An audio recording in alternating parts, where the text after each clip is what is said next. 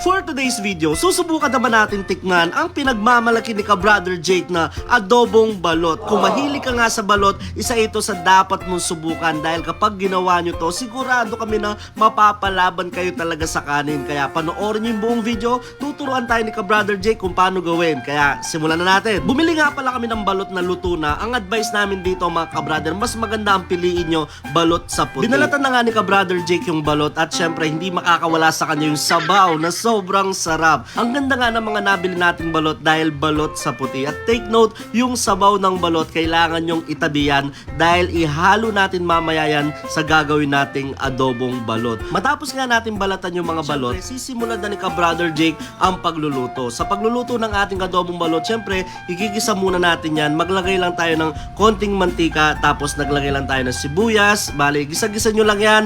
Tapos isasabay na rin natin yung bawang. Konting gisa lang yan, isasabay na rin natin yung siling haba. Nagpapakitang gilas pa si ka-Brother Jake dyan. Talagang pinapabilib niya kami sa ginagawa niya ngayong araw. Ayan, naglagay na rin siya ng toyo. Tansyahan lang yan mga ka-Brother. Tapos maglalagay kayo ng suka. At syempre, huwag nyo kakalimutan lagyan ng liquid seasoning. At pakuluan nyo lang yan. Tapos maglagay ng laurel, paminta, at syempre, konting asukal. Pambalance lang. At tinikman pa nga yan ni ka-Brother Jake. At sabi nga niya, approve na approve. Ayun, no? Tapos naglagay pa tayo ng sili at wag na wag nyo kakalimutang ilagay yung balot stock. Yan yung magpapasarap sa ating adobong balot. At kung umabot ka nga pala sa part ng video to, paki-comment naman ka-Brother kung tagasan ka para alam namin kung saan umabot yung video. Ayan, sa part na yan, nilagay na ni ka-Brother Jake yung mga balot, tinostos lang niya at sobrang bilis lang lutuin ito mga ka-Brother. Bigyan nyo lang siya ng at least 5 minutes, sobrang bilis at ready na yan. Ayun, no? Grabe, kung nandito kayo, sobrang bango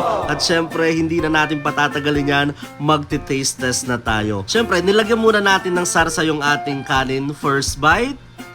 Yun, no? Grabe. Sobrang sarap. Talagang mapapakanin ka sa sarap. Lalong-lalo na kapag yung kanin mo, meron siyang adobo sauce. Sobrang solid nito mga ka-Brother. Panibagong idea na naman to para sa mga ka-Brother natin na mahilig sa balot at for sure mag-e-enjoy kayo at mapapalaban talaga kayo sa kanin. Sobrang pinabilib talaga kami ni ka-Brother Jake dito sa ginawa niyang adobong balot. At si ka-Brother G na nga ang magti-taste test. You know? Grabe. Sabay subo ng kanin. Yun yung masarap na part mga ka-Brother. After mo sumubo ng balot, sabayan mo ng kanin. Kung natakam ka ka-Brother dito sa ating adobong balot, hanap ka na nagbebenta ng balot. Pero advice lang, hanap kayo yung balot sa puti. At syempre, hindi papauli dyan si ka-Brother Jake. Ayun, no? Isang subuan lang sa kanya yan. Grabe.